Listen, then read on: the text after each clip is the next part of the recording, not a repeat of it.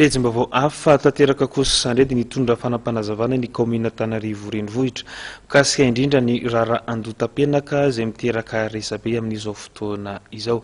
Eo jerentsika indrindra ary izay vaovao izay. Tsy mety amin'ny fanjakana izay fa mba mitaraina zany ny zavatra misy. Izy moa ny taraina tsy ny fanjakana be ny taraina no misy problème.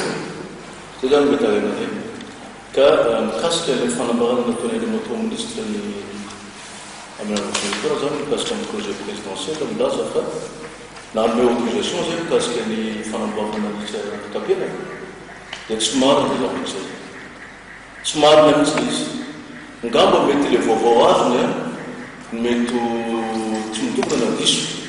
Fizay zany tsy nanome permis mihitsy mikasika ny fanambarana sy ny zavatra atao etsy amin'ny tapianaka. Ny antony tsy soa fotsiny satria tany manana titre izy io, tany nonon-kafo izy io zany misy titre izy io ka tsy anjarana commune urbaine mihitsy no hanome permis de construire amin'ny tany misy titre n'olona raha tsy le olona tompony mihitsy no mangataka hanao zavatra eo amboniny.